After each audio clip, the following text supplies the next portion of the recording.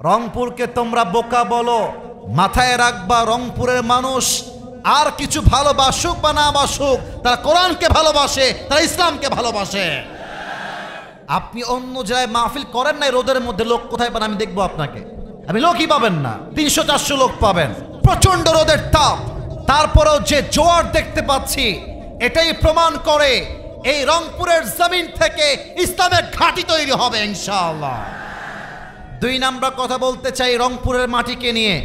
আমি আসিফ হুজুর পুরো বাংলাদেশ ট্রাভেল করেছি, পুরো Bangladesh, entire city, entire district, সব জায়গায় গিয়েছি। প্রত্যেক এলাকায় হয়তো বা যাই নাই, প্রত্যেকটা জেলায় আমি গিয়েছি। কিন্তু আমি আগেও বলেছি, আজকেও বলছি, তাফসীরের জগতে, মাহফিলের জগতে প্রত্যেকটা জেলাই সেরা, প্রত্যেকটা বিভাগই ভালো, বাট রংপুরের সঙ্গে কারো কোনো তুলনা চলবে না। এখানকার মানুষ এমন জোশে থাকে, এদেরকে যদি জিহাদের জন্য ডাক দেওয়া হয়, এটা আমার মনে প্রাণে বিশ্বাস, অসংখ্য যুবক বুকের তাজা রক্ত দেওয়ার জন্য প্রস্তুত হয়ে যাবে। আল্লাহ রংপুরের জমিনকে কবুল করুক, পড়েন সবাই আমিন। আপনারা কি আমার কথায় কোনো বিরক্ত বোধ করছেন প্রিয় ভাইয়েরা? আজান পর্যন্ত থাকা যাবে নাকি যাবে না? আমি এসেছি 2:45-এ, এখন 30 মিনিটস অলরেডি ইটস ডান, এটা শেষ। কিন্তু আমার কথা একটা, যতক্ষণ পর্যন্ত আসরের ওয়াক্ত না আসছে, ওয়াজ চলছে, চলবে, দোয়া পর্যন্ত আমরা আছি, একসঙ্গেই বাসায় যাব, বলেন ইনশাআল্লাহ। আপনাদের বউ আছে কার কার একটু হাত তোলেন, বউ আছে? আচ্ছা, বউ আছে, হাত নামান। এবার যারা কপাল পোড়া, বউটো কেউ নাই, কপাল পোড়ারা একটু হাত তোলো দেখি, তোমাদের হাত দেখা যাক। ইন্না লিল্লাহ। আপনাদের কারো বউ নাই? আমি বিশ্বাস করি না। আচ্ছা যুবক ভাইয়ারা, হাত নামাও, হাত নামাও। আমার আব্বা জানদের পায়ে আজকে হাত রাখলাম, আমি আসিফ হুজুর আব্বা জানদের পায়ে হাত রাখলাম, মাদের সামনে 2 হাত জড়ো করলাম। এই যুবকদের চরিত্র রক্ষা করতে চাইলে একমাত্র বিয়ে ছাড়া সেকেন্ড কোনো অপশন হতেই পারে না আমার যুবক ভাইরা। এদেরকে R15 দিয়ে খুশি করা যাবে না, iPhone 16 Pro Max দিয়ে খুশি করা যাবে না।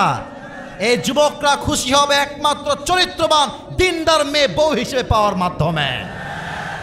আব্বা বোঝে না রে, আব্বা বোঝে না। আব্বারা বলে যে বাবা নিজের পায়ে দাঁড়া, দাঁড়িয়ে তারপর তুই বিয়ে কর। মাথায় রাখবেন, নিজের পায়ে যতটুকু দাঁড়িয়েছে দাঁড়াক। বাবা হিসেবে আপনার দায়িত্ব এটা বলা যে বাপ তুই বিয়ে কর, চরিত্র বাঁচা, দরকার হলে 1 বছর আমি তোকে দেখবো, তোর বউকে আমি বাপই দেখবো, ঠিক কিনা বলেন? বাংলাদেশে আইন করা হয়েছে 18 বছরের নিচে নাকি কোনো মেয়ে বিয়ে করতে পারবে না। আমার প্রশ্ন হচ্ছে, 18 বছরের নিচে বিয়ে করতে পারবে না তা মেনে নিলাম, কিন্তু 13 বছরের যেই মেয়েটা পার্কে গিয়ে ইজ্জত বিলীন করছে, টিকটক করছে, ইজ্জতের হাজিয়া উড়াচ্ছে, তার জন্য আপনার আইনটা পাস হবে কবে? 18 বছরের নিচে বিয়ে করলে জেলখানায় দিবেন, মামলা দিবেন, আর 13 বছরের মেয়ে প্রেম করলে বলবেন বাচ্চা মানুষ তো বুঝে উঠে নাই।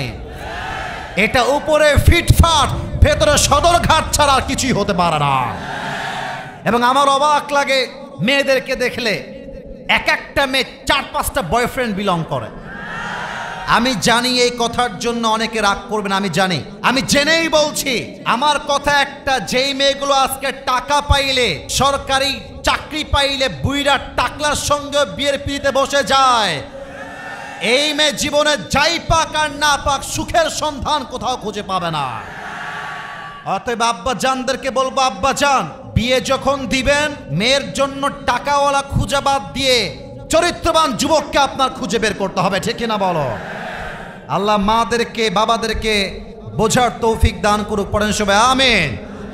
আমরা ভূমিকায় আহামরি সময় নিতে চাই না, তাফসীরে প্রবেশ করতে চাই। তবে তাকবীর দিব 3টা। প্রথম তাকবীর দিবেন বিবাহিত ভাইরা, দ্বিতীয় তাকবীর সিঙ্গেল ভাইরা, তৃতীয় তাকবীর আমার সমস্ত ইয়াং পিপল, ওল্ডার পিপল, যুবকরা, মুরব্বীরা সবাই মিলে আমরা দিব। বিবাহিত ভাইরা একটা কাশি দেন। দেখা যাক কারা জিতে। এই সিঙ্গেল তোমরা চুপচাপ, single people keep quiet, keep silent, just বিবাহিত ভাইরা। দেখা যাক। এই সোনামণি থামো থামো থামো থামো, নতুন নতুন নতুন থামো, জাস্ট বিবাহিত ভাইরা। নারে তাকবীর। ওরে বাবা রে বাবা, সাউন্ড ভালো আছে কিন্তু, সিরিয়াসলি বললাম সাউন্ড ভালো। এবার সিঙ্গেলদের পালা, সিঙ্গেল ভাইরা। দেখা যাক কারা জিতে। নারে তাকবীর। বিবাহিত ভাইরা আমাকে মাফ করে দিবেন, আজকে আমার সিঙ্গেল ভাইরা 40 নাম্বার বেশি পেয়ে পাশ করেছে, ঠিক কিনা বলে? আচ্ছা, এবার কোনো ভাগাভাগি নেই, সবাই মিলে তাকবীর দিব। সবাই একটা কাশি দেন সবাই। নারে তাকবীর। আল কোরআনের আলো। কেউ কেউ বলেছেন ঘরে ঘরে, কেউ বলেছেন সংসদে। যারা বলেছেন সংসদে, দ্যাটস অ্যামেজিংলি অ্যাপ্রিসিয়েটেড। আগামীর সংসদ হবে ব্রিটিশ আইন দিয়ে নয়, আগামীর সংসদ হবে কোরআনের সংসদ। রংপুরের ভাড়া আমার, আমি কোনো দলের জন্য ভোট চাওয়ার জন্য আসি নাই, আমি ভোট চাওয়ার জন্য আসি নাই, এবং আমি কোনো দলের সঙ্গে সরাসরি সম্পৃক্তও নই। তবে আমি বলতে চাই, যারাই আল্লাহর জমিনে আল্লাহর দ্বীনকে বিজয়ী করতে চায়, যারা আল্লাহর জমিনে আল্লাহর শাসনকে কায়েম করতে চায়, তাদেরকেই ভোট দিয়ে আমরা জয়যুক্ত করতে চাই। কোনো দল আমার শত্রু নয়, যারাই মুসলমান, যারাই মানুষ, তারাই আমার বন্ধু। অতএব যারা বলবে মৌলবাদী, এই গালি আছে না বাংলাদেশে? আজ থেকে বললেন কেন? বলেন আছে না নাই? আমরা মৌলবাদী বললে রাগ করি না। মৌলবাদী আসছে মূল থেকে।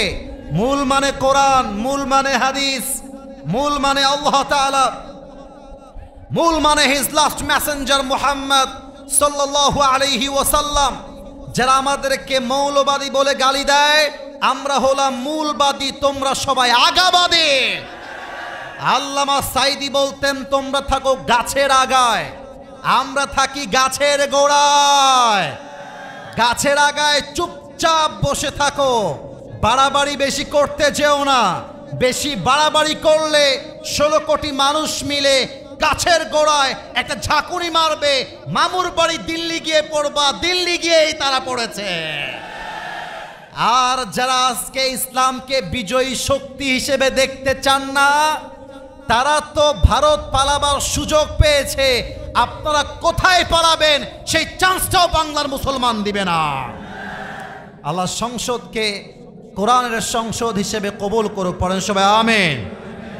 আমি অধম আজকে গ্রামের চাচাতো ভাইয়েরা, ওটা উড়ুক, ও উড়ে কিয়ামত করে দিক, তোমরা দেখবা না। আপনার চোখ থাকবে জাস্ট আমার দিকে। সুনামি হয়ে গেল, তাফসিরে মন থাকবে, বাহিরে আমার মন উড়বে না, ঠিক কিনা বলেন? লুক অ্যাট মাই ফেস, আমাকে দেখেন, আমার কথা শোনেন, ইমানটাকে মজবুত করেন, ইখলাসের সঙ্গে আমাকে কথা বলার সুযোগ দেন, আপনিও মনটাকে স্থির করেন। আমি এতটুকু গ্যারান্টি দিয়ে বলতে চাই, যদি আমার এই তাফসিরটা আজকে কোনো যুবক, কোনো মুরব্বী, গ্যারান্টি দিয়ে বলছি আমার জন্য নয়, আমার হাতে যে কিতাবটা, একটু জোরে বলতে হবে কিতাবটার নাম, আওয়াজটা না রংপুরের হয় নাই, বিশ্বাস করেন। রংপুরে আমি বহুবার এসেছি, এর আগে অন্য জেলায় এসেছি, আপনার দিনাজপুরে এসেছি, রংপুরে এসেছি, বাট এরা যখন কথা বলে আমি খেয়াল করেছি, এরা বিড়ালের মতো নয়, সিংহের মতো গর্জন দিয়ে কথা বলতে এরা পছন্দ করে। আমার হাতের দিকে তাকানে, কিতাবটার নাম, আমি জাস্ট 2টা আয়াতের তাফসির করব, জাস্ট 2টা আয়াত। আমার বিশ্বাস এই তাফসির কেউ যদি মন দিয়ে শুনতে পারে, তার জীবনে কষ্ট বলতে, অভিযোগ বলতে আর কিছুই থাকবে না। সুবহানাল্লাহ বলবেন না আপনারা সবাই? আমি আল্লাহর কোরআন থেকে যতটুকু আমার স্টাডি আছে, পড়াশোনা আছে, আমি শুরু করছি। তোমরা বামে আওয়াজ করছো, আচ্ছা এই যে বাবুরা, আমাকে ভিডিও করাটা জরুরি না, এখানে টিকটক করার জন্য আমরা আসি নাই, এখানে আমরা এসেছি হেদায়েতের ওয়াজ শোনার জন্য, ঠিক কিনা বলে? না, ভিডিও করাটা ইম্পর্টেন্ট না। ভলেন্টিয়ার্স যারা আছো, make them quiet, make them silent, চুপ করায় দাও। আর বেয়াদবি নয়, আদবের সাথে।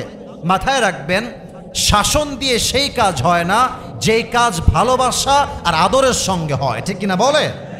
আমরা ধমক দেওয়ার জন্য আসি নাই। এরা চাইলে কনসার্ট করতে পারতো, এরা চাইলে গানের আয়োজন করতে পারতো, এরা চাইলে নাচের আয়োজন করতে পারতো। এরা তাফসীর মাহফিল করে প্রমাণ করেছে আগামীর যুবকরা ইসলামের জন্যই কাজ করবে। তাহলে আওয়াজ আমরা চাই না, জাস্ট আমার আওয়াজটা যাবে, আপনাদের আওয়াজ আসবে ঠিক অথবা সুবহানাল্লাহ। পড়েন তো একবার সুবহানাল্লাহ। ডানে একটা আওয়াজ কম পেয়েছি, আরেকবার পড়েন তো সুবহানাল্লাহ। একবার পড়েন তো সবাই আলহামদুলিল্লাহ। একবার পড়েন তো সবাই লা ইলাহা ইল্লাল্লাহ। আরেকবার পড়েন তো সবাই আল্লাহু আকবার। একবার যে সুবহানাল্লাহ বললেন, আল্লাহর রাসূল বলেছেন একবার সুবহানাল্লাহ যে পাঠ করে জমিন থেকে আকাশ পর্যন্ত আল্লাহ তাআলা তার আমলনামাটা সওয়াব দিয়ে ভরপুর করে দেয়। একবার যে সুবহানাল্লাহ পড়ে তার জন্য জান্নাতে একটা গাছ তৈরি করা হয়। এই যে আপনি একটা জান্নাতের গাছের মালিক হয়ে গেছেন, সুবহানাল্লাহ বলেন। আরেক গাছের মালিক, আরেকবার বলেন সুবহানাল্লাহ। আরে খালি বলবেন সুবহানাল্লাহ, আলহামদুলিল্লাহ, লা ইলাহা ইল্লাল্লাহ, আল্লাহু আকবার। মৃত্যুর পরে দেখবেন বিশাল বড় জান্নাত।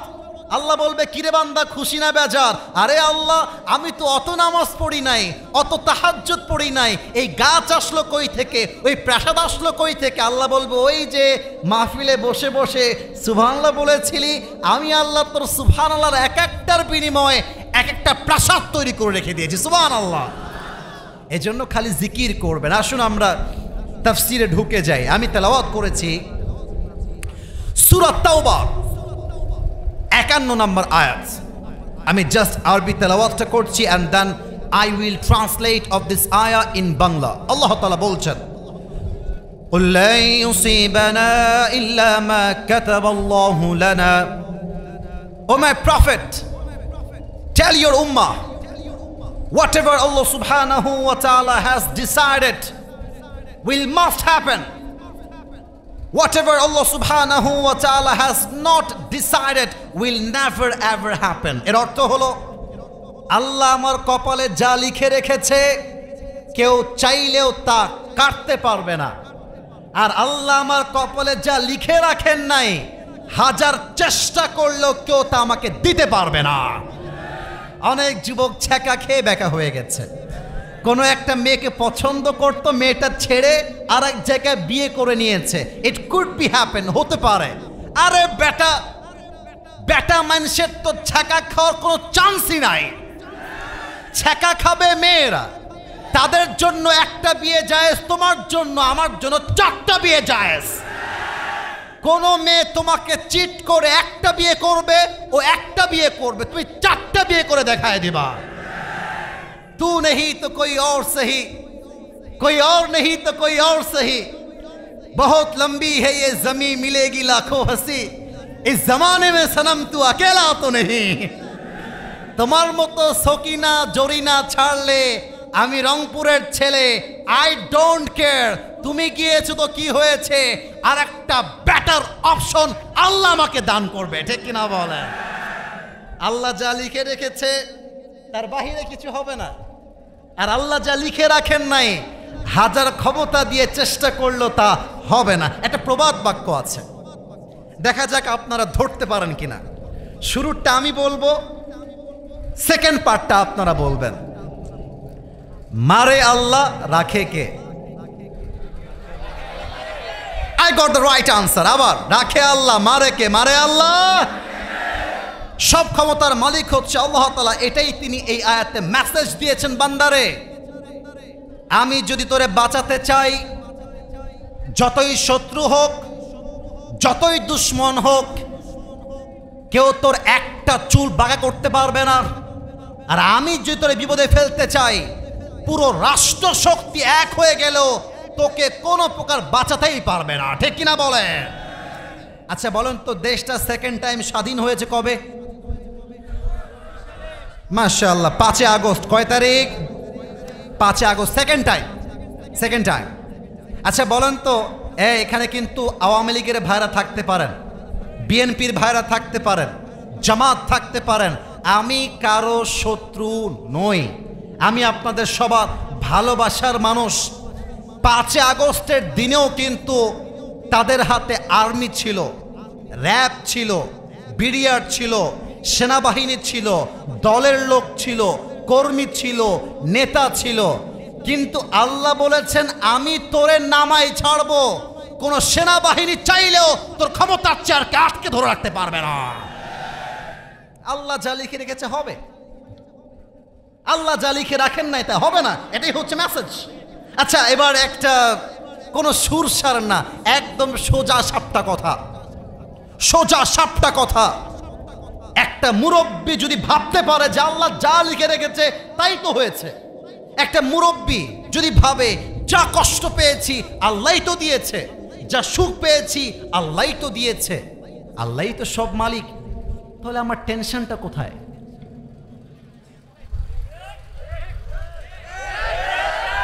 আমার অভিযোগটা কোথায় রে ভাই? সবই তো আল্লাহ করছে। এবার বলেন তো, যা কিছু হয় এটার পেছনে একটা কল্যাণ আমাদের জন্য রেখে দিয়েছে কে? তো ভালো হোক খারাপ হোক সব আল্লাহ করেছে, আমার কোনো অভিযোগ নেই। আমি তো বিশ্বাস করি আধারে ভয় পেও না, আলো আছে আড়ালে, অন্ধকার পালিয়ে যাবে তুমি উঠে দাঁড়ালে। এবার বলেন তো, আমাদের জাতির পিতার নাম কি ছিল? সন্দেহ আছে অনেকের মনে হয়। Okay, let me ask you the same question again. আবারও প্রশ্ন করছি, বলেন তো রংপুরের মিঠাপুকুরের ভাইয়ারা, আমাদের জাতির পিতার নাম কি? কোন ব্যক্তিকে জোর করে চাপাই দিলে জাতির পিতা হওয়া যায় না। জাতির পিতা হওয়ার জন্য বুকের তাজা রক্ত দিয়ে মানে পরীক্ষায় পাশ করতে হয়। ইব্রাহিম আলাইহিস সালামকে নমরুদ বলছে, ইব্রাহিম এই দেখ আগুনের কুণ্ডলী তোর সামনে, হয় আল্লাহকে ছাড়, না হয় তোকে আমি আগুনে পুড়িয়ে মারব। ইব্রাহিম বলছে এক কথা, আমার জীবন যাবে, আমার ঈমান যাবে না। আমার বুকের তাজা রক্ত ঝরবে, আমার ঈমানে কোনো ত্রুটি আসতে দেওয়া যাবে না, ঠিক কিনা বলেন? নমরুদ বলছে, এই শোনো, ইব্রাহিমকে এখনই আগুনে ফেলিয়ে দাও। এবার জিবরাইল বলছে, ইব্রাহিম তুমি আমার কাছে সাহায্য চাও, আমি তোমাকে বাঁচায় দিব। ইব্রাহিম আলাইহিস সালাম বলছেন, আমি তো এমন কোন রবের ইবাদত করি না যেই রব তার বান্দার দুঃখ কষ্ট নিজের চোখেই দেখে না। হাসবুনাল্লাহু ওয়া নি'মাল ওয়াকিল, আমার রব আমার জন্য যথেষ্ট, তোমাকে আমার কোনো প্রয়োজন নেই। আগুনে যখন ফেলা হলো, আল্লাহ বললেন, কুলনা ইয়া নারু কুনি বারদাও ওয়া সালামান আলা ইব্রাহিম, হে আগুন আমার ইব্রাহিমের জন্য তুমি শান্তিদায়ক ঠান্ডা হয়ে যাও। যখন আগুনে নিক্ষেপ করা হলো, দেহের চামড়া অঙ্গ প্রত্যঙ্গ গলে পুড়ে ছারখার হয়ে যাওয়ার কথা, কিন্তু আল্লাহর আদেশ আগুন ইব্রাহিমের দেহের পোশাকটা পর্যন্ত স্পর্শ করতে পারে না। আল্লাহু আকবার। ইব্রাহিমকে আল্লাহ বাঁচাইছে, নমরুদ মারবে কেমন করে? আচ্ছা বলেন তো, বনি ইসরাইলের যে নবী ছিলেন সেই নবীর নাম কি ছিল? মুসা আলাইহিস সালাম। একটু বলেন না, আমার সাথে কথা বলেন, কি নাম ছিল সেই নবীর নাম কি ছিল? মুসা আলাইহিস সালাম। আচ্ছা আপনারা কক্সবাজার সমুদ্র সৈকত নাম শুনছেন না? এই ডানের ভাইয়েরা কথা বলেন নাই। আমি ওয়াজ করছি আপনাদের থেকে জানার জন্য নয়, আপনাদেরকে অ্যাক্টিভ রাখার জন্য। বাংলাদেশের কক্সবাজার নাম কি আমরা শুনেছি নাকি শুনি নাই? শুনবেন না কেন? আজকালকার কিছু মেয়েরা আইফোন 16 প্রো ম্যাক্স পাওয়ার জন্য কক্সবাজার পর্যন্ত চলে যায় যুবক ভাই। বুঝলে বুঝপাতা, না বুঝলে বিশাল সমুদ্র, নীল দরিয়া। মুসা আলাইহিস সালাম বসে আছেন তার জাতির সমস্ত লোকদেরকে নিয়ে। হঠাৎ করে ফেরাউন তার লস্কর বস্কর নিয়ে আক্রমণ করেছে। ডানেও শত্রু, বামেও শত্রু, পেছনেও শত্রু, সামনে হচ্ছে নীল দরিয়া, সমুদ্র সাগর। এবার বনি ইসরাইলের সমস্ত যুবকরা ডাক দিয়ে বলছে, ইয়া মূসা ইন্না লামুদরাকুন, হে মূসা আমরা তো পাকড়াও হয়ে গিয়েছি, চতুর্পাশ থেকে সরাসরি আক্রমণ, ডানেও শত্রু, বামেও শত্রু, পেছনেও শত্রু, পালাবার কোনো জায়গা নেই। হে মূসা আমরা তো পাকড়াও হয়ে গেলাম। মূসা বলছে, কাল্লা ইন্না মাইয়া রব্বি সায়াহদিন, কখনো নয়, আমার রব নিশ্চিত আমার জন্য রাস্তা খুলে দিবেন। আল্লাহ বলেন, এই মূসা তোমার হাতে এইটা কি? মূসা বলছে, এইটা আমার লাঠি।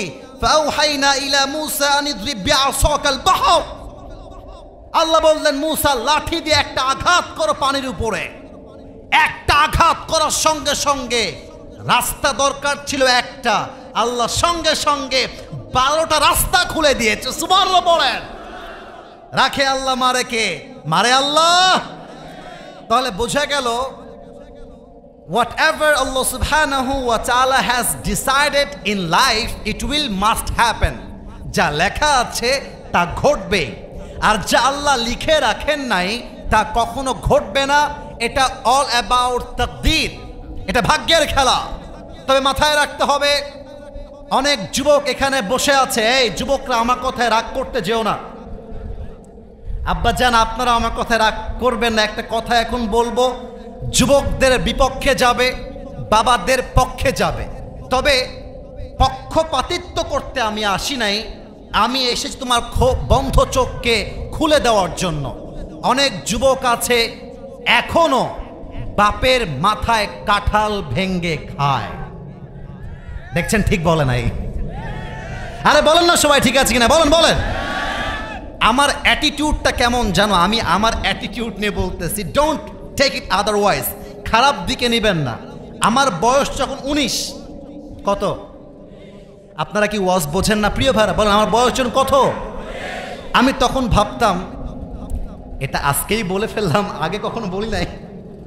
আমি 19 বছর বয়স থেকেই ভাবতাম যে জীবনে এমন কিছু আমাকে করতে হবে যে আমার বাপের মাধ্যমে আমার পরিচয় হবে না, আমার মাধ্যমে আমার বাপের পরিচয় হবে। এটাই তো সফলতা যুবক ভাই, আছে কিনা বলো? তো তুমি কেন তোমার মনটাকে ছোট করো? কেন তুমি অনেকটা ছোট চিন্তার মানুষ? স্বপ্ন বড় দেখতে হবে। যারা এই জীবনে বড় কিছু করেছে তাদের স্বপ্ন ছোট নয়, তাদের স্বপ্ন সবসময় বড়ই ছিল যুবক ভাই, আছে কিনা বলো? আচ্ছা তাকান আমার দিকে, আমার বাম হাত দেখেন যতটুকু দেখা যায়। এবার আমি বাম হাতটা তুলতেছি, এক্সাম্পল, উদাহরণ দিব। এইটা আমার উপরে সামিয়ানা। এটার নাম কি ভাই? আরে ভাই একটু জোরে বলেন না, এটার নাম কি?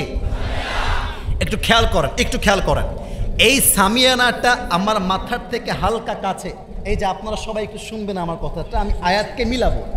এটা কিন্তু আমার ধরা খুবই সহজ, তাই না? ওখান থেকে কিন্তু এখানে যদি আপনি লাভ দেন, আপনি ধরতে সহজে পারবেন না, কারণ এইটা অলরেডি অনেক উঁচুতে আছে।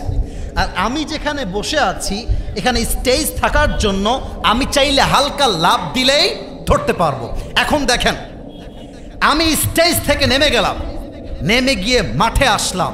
আমি ভাবলাম আমি এই কাছের সামিয়ানা নয়, আমি সেই দূরের সামিয়ানা টাচ করে দেখব।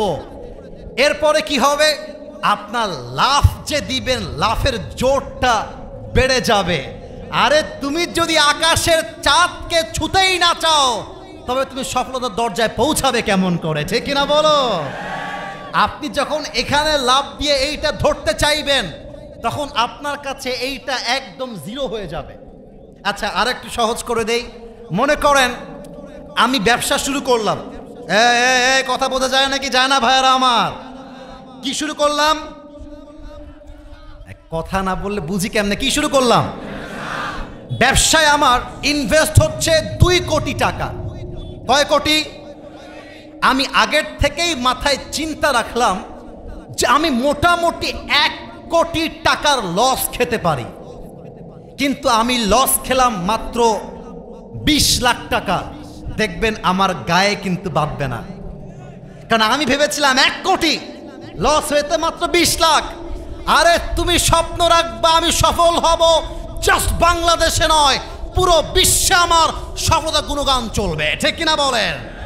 যখন তোমার স্বপ্ন বড় হবে তোমার কাজের গতি বেড়ে যাবে। আর মাথায় রাখবা ভাগ্যের চাকা এমনিতেই পরিবর্তন হয় না। ইন্নাল্লাহা লা ইউগাইরু মা বিকওমিন হাত্তা ইউগাইরু মা বিআনফুসিহিম। যতক্ষণ পর্যন্ত বান্দা তার জন্য চেষ্টা না করে আল্লাহ ভাগ্যের চাকা পরিবর্তন করে না, ঠিক কিনা বলে? অতএব প্রথম আয়াতের শিক্ষা, যা কপালে লেখা আছে তাই হবে, যা লেখা নাই তা হবে না। অতএব আজ থেকে হতাশ হওয়ার কোনো কারণ নেই, ভয় পেও না, বুক চিরে দাঁড়িয়ে যাও, আল্লাহর ভরসায় সাহসটা বাড়াও, আল্লাহর নামে আগুন জ্বালাও বুকে, সত্যের পথে চলো, সাহস রাখো মুখে, থেমে গেলে চলবে না, রক্তে আগুন ধরাও, আল্লাহর সৈনিক তুমি, সেই পতাকা ওড়াও। আল্লাহ যখন পাশে কিসের এত ভয়, আল্লাহ যখন পাশে কিসের এত ভয়? আরে তাওয়াক্কুল করো, কাছে আসবে বিজয়, ঠিক কিনা বলেন?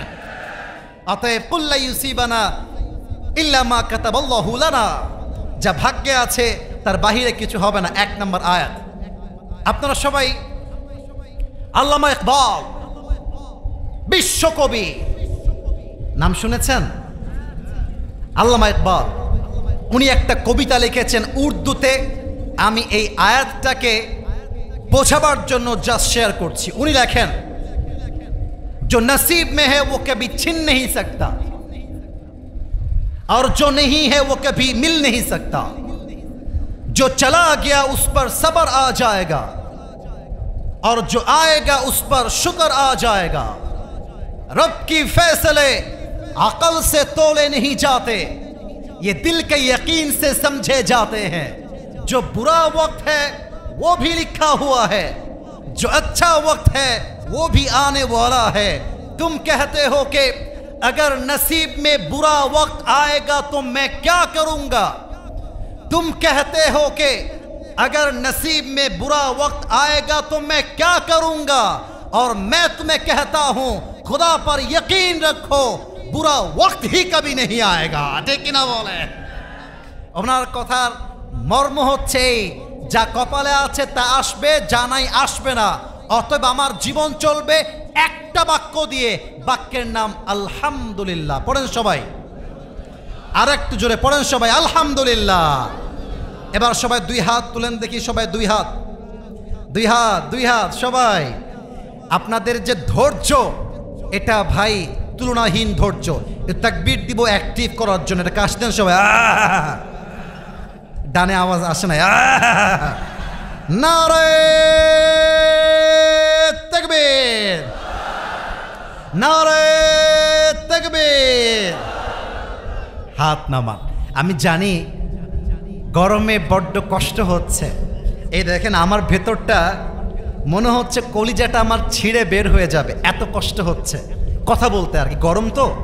কিন্তু বিশ্বাস করেন যতই কষ্ট হোক, যখন দেখি আমার মুরব্বীরা চাতক পাখির মতো শুনছে, যখন দেখি আমার যুবক ভাইয়েরা ঠিক ঠিক বলে রেসপন্স করছে, তখন আমার কলিজা ঠান্ডা হয়ে যায়, বুকের মধ্যে ঈমানের জজবা বেড়ে যায়, ঠিক কিনা বলেন? 2 নম্বর আয়াতের তাফসীর শেষ করে আমরা ইতি টানতে চাই। আয়াতটা তেলাওয়াত করছি। আউযু বিল্লাহি মিনাশ শাইতানির রাজীম। ومن يتوكل على الله فهو حسبه. Whoever trusts in Allah subhanahu wa ta'ala, Allah is sufficient for him. যে ব্যক্তি আল্লাহর উপরে ভরসা করে আল্লাহ একাই তার জন্য যথেষ্ট হয়ে যায়। সুবহানাল্লাহ বলবেন না আপনারা সবাই? এবার একটা প্রশ্ন করতে চাই রংপুরের ভাইদেরকে, বলেন তো সবাই, নবীজির কলিজার টুকরা মেয়ের নাম কি ছিল কে বলতে পারে? সবচেয়ে সর্বনাশ, বাধা তো দূরের কথা, আপনারা তো একটা মুহূর্ত সময়ও নেন নাই। বলেন তো আরেকবার, নবীর সবচেয়ে কলিজার টুকরা মেয়ের নাম কি ছিল? আর একটা প্রশ্ন করব, ফাতেমার জামাইয়ের নাম কি ছিল? মাশাআল্লাহ। লাস্ট প্রশ্ন, লাস্ট তাদের বংশ থেকে দুইজন সন্তান এসেছে, এক হাসান, দুই রাইট আনসার। আরেকবার হাসান, দুই আলী রাদিয়াল্লাহু তাআলা আনহু তার তাওয়াক্কুল কি লেভেলের ছিল একটা ঘটনা শেয়ার করতে চাই। চমৎকার ঘটনা, যে ঘটনা আপনার বুকের পশমকে দাঁড় করায় দিবে, এতটা ঈমান দীপ্ত ঘটনা। খন্দকের যুদ্ধে যখন কাফেররা মদিনায় অ্যাটাক করলো, আমর বিন মারহাব এসে বলছে, এই মদিনার মুসলমানেরা, কে তার মায়ের বুকের দুধ পান করেছিস, আয় আমি তার সঙ্গে যুদ্ধ করব, কার বুকের পাটা আছে বেরিয়ে আয়। সব সাহাবীরা বের হয়ে আসছে, কিন্তু যুদ্ধ করতে কেউ রাজি না, কারণ আমর বিন মারহাব যেন তেন কোনো বাহাদুর নয়, বীর পুরুষ ছিল সে, কেউ দাঁড়ায় না। এবার এই সবাই ডান হাত দেখেন তো, আমার হাত তুলতে হবে না, আমার ডান হাত দেখেন। আলী এমন করে ডান হাত তুলেছে, ডাক দিয়ে বলছে, ইয়া রাসূলুল্লাহ আনা মুস্তাঈদুন, হে রাসূল যুদ্ধের জন্য আমি প্রস্তুত আছি, আপনি আমাকে চান্স দেন। রাসূল ডাক দিয়ে বলছেন, আলী তোমার বয়স মাত্র 23, তুমি বাচ্চা মানুষ, বসো বসো। আমরা মাঝে মাঝে বলি না ছোট মরিচের, আপনারা কি মরে গেছেন না বেঁচে আছেন?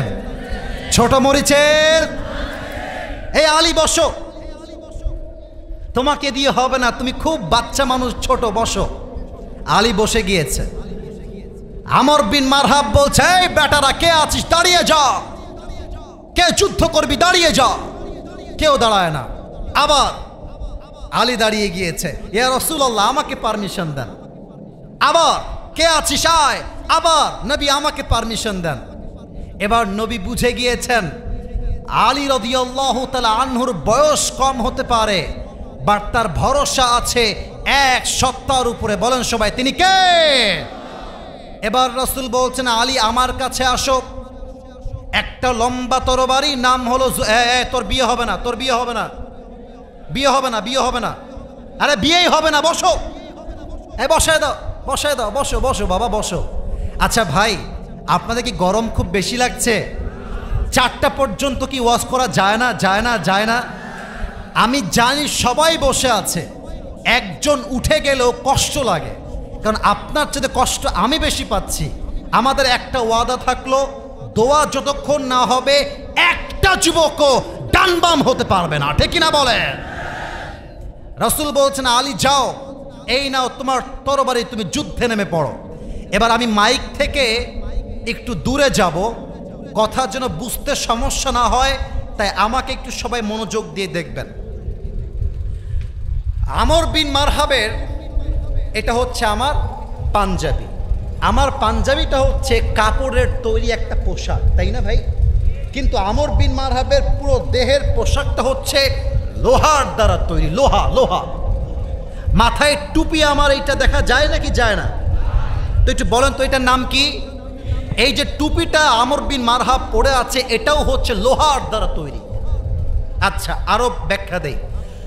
আমর বিন মারহাব হাইটে লম্বা হচ্ছে এই পর্যন্ত, আর আলী রাদিয়াল্লাহু তাআলা আনহু হাইটে লম্বা হচ্ছে এই পর্যন্ত, অর্থাৎ কম। তার যদি 6.9 হয়, আলী হচ্ছে 5.9, হাইটে কম। আলী যদি আমর বিন মারহাবকে দেখতে চায়, তার চোখটা নিচুর থেকে এমন করে উঁচুতে তুলতে হবে, আর আমর বিন মারহাব যদি দেখতে চায়, তার চোখটা উঁচুর থেকে নিচে নামাইতে হবে। কথা কি বোঝা যায় নাকি যায় না?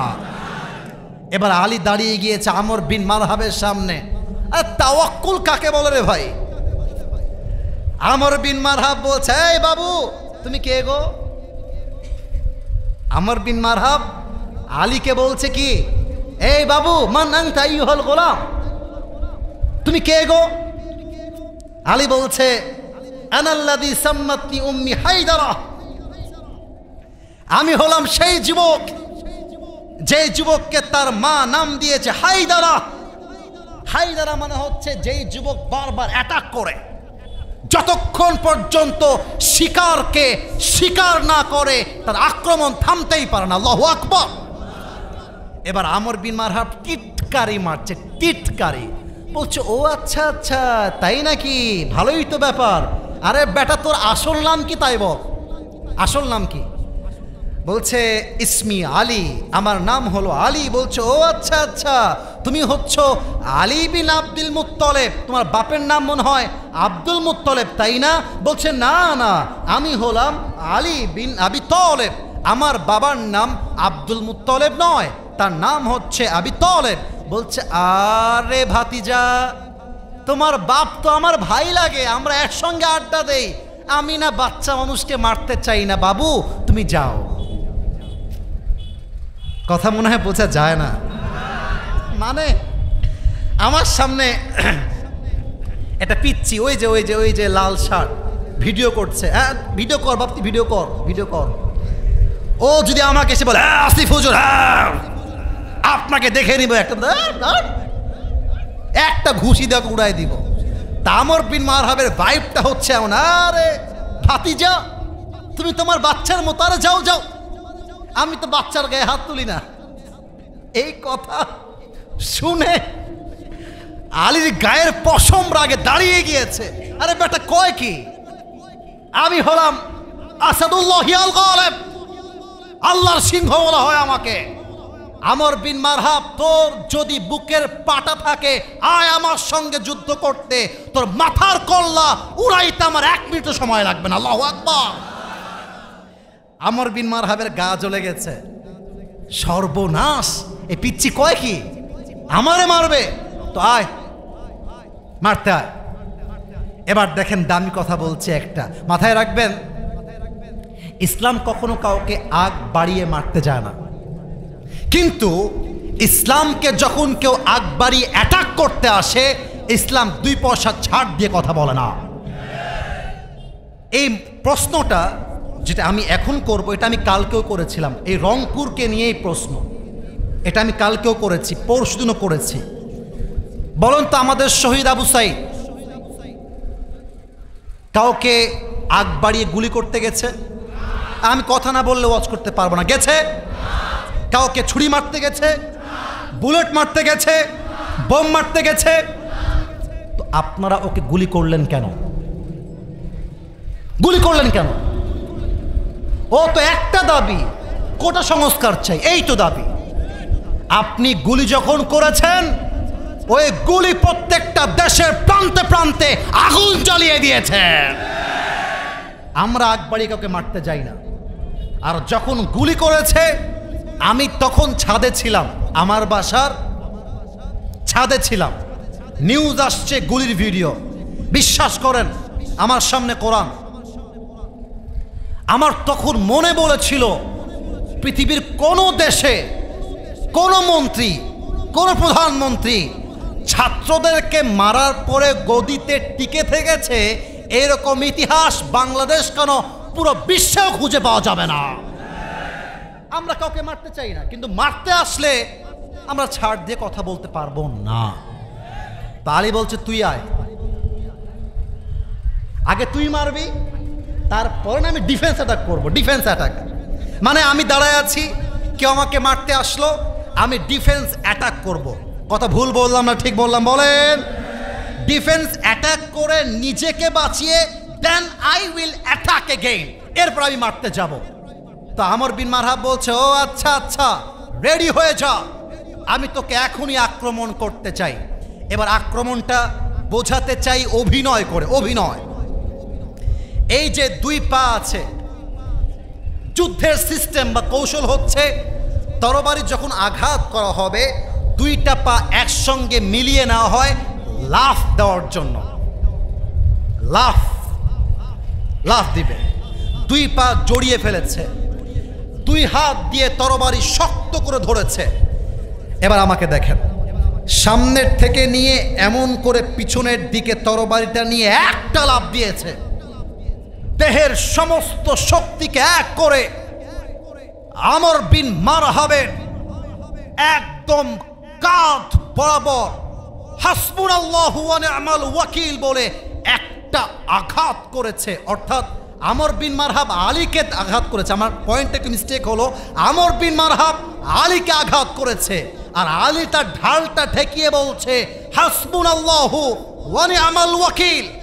এত বিশাল আঘাত, আলীর পুরো দেহটা দুই খান হয়ে যাওয়ার কথা, বাট তরবারির আঘাত আলীর দেহ পর্যন্ত স্পর্শ করতে পারে না। আল্লাহু আকবার।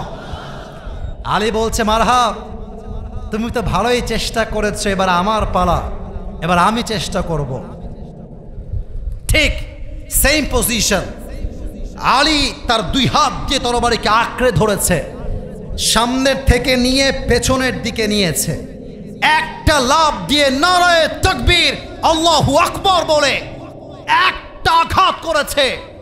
আমর বিন মারহাবের লোহার পোশাক ভেঙ্গে গুড়িয়ে তার পুরো দেহটা দুই আটখান হয়ে দুই দিকে ছিটকে পড়ে গিয়েছে। আল্লাহু আকবার। তাওয়াক্কুল কাকে বলে? আরে ইসলামের বিজয়ের জন্য কোটি কোটি ইমানদার প্রয়োজন নেই, আমাদের দরকার একজন অমরের মতো রাষ্ট্রনেতা। যুবক ভাইরা আমার, একজন অমর যদি তৈরি হয়ে যায়, ফিলিস্তিন মুক্ত হবে, গাজা মুক্ত হবে, পুরো বিশ্বে ইসলামের পতাকা উড্ডীন হয়ে যাবে। ঠিক কিনা বলেন? আমরা কাউকে আগ বাড়িয়ে মারতে চাই না, বাট কেউ যদি মারতে আসে আমরা যথাবিহি জবাব দিতেও পারি। আল্লাহ আমাদের সবাইকে বোঝার তৌফিক দান করুক। পড়েন সবাই আমিন। পেছনে কি কেউ উঠতেছে? এই যে পিচ্চি একজন মনে হয় উঠতেছে। এই পিচ্চি, পিচ্চি, এই যে ছোট্ট বাবু, বসে দাও, বসো, দোয়া হবে একটু পরে, বসো। আমার প্রিয় রংপুরের মিঠাপুকুরের ভাইয়ারা, আমি প্রশ্ন করব, উত্তর দিবেন, দোয়া হয়ে যাবে। কারণ কষ্টের চাইতে গুরুত্বপূর্ণ হচ্ছে ওয়াজটাকে বুঝে বাসায় যাওয়া। আমি শেষ পাটে আছি, প্রবাদ বাক্য আছে শেষ ভালো যার। আপনারা না বললে আমি বলি কেমনে? শেষ ভালো যার। আমি প্রশ্ন করব, আগে উত্তর শিখাই দিচ্ছি। আমি প্রশ্ন করব জীবনে কোনো অভিযোগ আছে কিনা, আপনারা বলবেন নাই। আমি বলবো জীবনে কোনো কষ্ট আছে কিনা, আপনারা বলবেন নাই। আমি বলবো সুখে দুঃখে পড়বেন কি, আপনারা পড়বেন জাস্ট আলহামদুলিল্লাহ। সবাই কি রেডি আছেন? এটা মুখস্থ করাতে চাই, মাথায় ঢুকায় দিয়ে তারপরে ব্যাক করতে চাই। বলেন, আমাদের জীবনে কি দুঃখ কষ্ট আর আছে? অভিযোগ বলতে কোনো শব্দ কি আছে? যত দুঃখ আসুক, যত কষ্ট আসুক, আমরা সব সময় জবান দিয়ে একটা বাক্য বারবার পড়ব। বাক্যের নাম? ওয়াও, মাশাআল্লাহ, অনেক ভালো সাউন্ড। আরেকবার, সুখে দুঃখে একটা বাক্য পড়ব। বাক্যের নাম? আচ্ছা, সেকেন্ডটা আমি একটু শেখাই দেই, যাতে করে আমার ওয়াজের সারাংশ কারো মাথার থেকে হারিয়ে না যায়। আমি বলবো আল্লাহ কপালে যা লিখে রেখেছে আপনারা বলবেন তা কেউ কাটতে পারবে না। ওকে, লেটস ডু ইট টুগেদার। আল্লাহ যা কপালে লিখে রেখেছে। আওয়াজটা একটু কম আসছে কারণ অনেকে বুঝে ওঠে নাই। আবার, আল্লাহ যা কপালে লিখে রেখেছে তা কেউ কাটতে পারবে না। সেকেন্ড পার্ট, আমি বলবো আল্লাহ যা লিখে রাখেন নাই আপনারা বলবেন তা কেউ দিতে পারবে না। ওকে, সবাই মিলে, আল্লাহ যা লিখে রাখেন নাই। Is it clear? Is it clear? কথা ভুল বললাম না ঠিক বললাম? বলেন। 3 নাম্বার মেসেজটা দিয়ে শেষ করতে চাই। আপনারা জাস্ট আল্লাহর নামটা বলবেন, এটাই এনাফ। আমার সঙ্গে কেউ থাকতে না পারে, কিন্তু আছে কে? আমার বিপদে আমার বউ বেঈমানি করতে পারে, আমার বাপ মা আমার হাত ছাড়তে পারে, আমার বন্ধুও বেঈমানি করতে পারে, বাট আমার বিপদে আপদে এক সত্তা আছে। বলেন সবাই, তিনি কে? মুসলমানদের বিজয়ের জন্য মুসলমানদের কোটি কোটি সংখ্যার প্রয়োজন নেই। মুসলমানদের প্রত্যেকটা যুদ্ধে মুসলমানদেরকে ভরসা করতে হবে এক সত্তার উপরে। আওয়াজ দিয়ে বলেন সবাই, তিনি কে? এবার জাস্ট ঠিক বলে আমাকে রেসপন্স করলেই আমি দোয়ার দিকে যাব। মাথায় রাখবেন, আপনি যখন সফল হওয়ার জন্য চেষ্টা করবেন, আপনার এলাকার চাচা আপনাকে টিটকারি মারবে, আপনার খালা আপনাকে টিটকারি মারবে, ইভেন আপনার বন্ধুরাও আপনাকে নিয়ে মজা করবে। মাথায় রাখবেন, আমরা গ্রামের সন্তান হতে পারি, বাট আমাদের মধ্যে বুক ভরা সাহস আছে। যত ইতিহাস হয়েছে, এই ইতিহাস মধ্যবিত্ত পরিবারের সন্তানরাই করে দেখিয়েছে। 2 নাম্বার কথা, আমি রংপুরের মিঠাপুকুরে জন্ম নিয়েছি। আমি হয়তোবা ঢাকার গুলশানে জন্ম নেই নাই, আমি হয়তোবা ঢাকার বসুন্ধরায় জন্ম নেই নাই। আমার ভাগ্যের চাকা যে খারাপ তা নয়, বরং আজ থেকে মাথার ঘাম পায়ে ফেলে বুকের তাজা রক্তকে পানি করে আমি চেষ্টা করব, এবং আমার ভাগ্যের চাকা আল্লাহ নিজেই ঘুরায় দিবে। ঠিক কিনা বলেন? সর্বশেষ একটা কথা যুবকদেরকে বলে শেষ করব। যুবক ভাইরা, বয়স তোমার 19 হতে পারে, বয়স তোমার 20 হতে পারে। মেয়েদের পাল্লায় পড়ে ক্যারিয়ারটা নষ্ট করে দিও না। আরে জীবনে টাকা কামাইতে পারলে এরকম ভালোবাসা রাস্তাঘাটে খুঁজে পাওয়া যাবে। আজকে তুমি সফল না হলে বাপের গালি খাবা, মায়ের গালি খাবা, আর কালকে তুমি সফল হলে পুরো বিশ্বের মানুষ তোমাকে স্যালুট করতে বাধ্য হয়ে যাবে। ঠিক কিনা বলো? অতএব আমাদের সঙ্গে সর্বদা আছে একজন, বলেন সবাই তিনি কে? 2 হাত তোলেন সবাই, 2 হাত।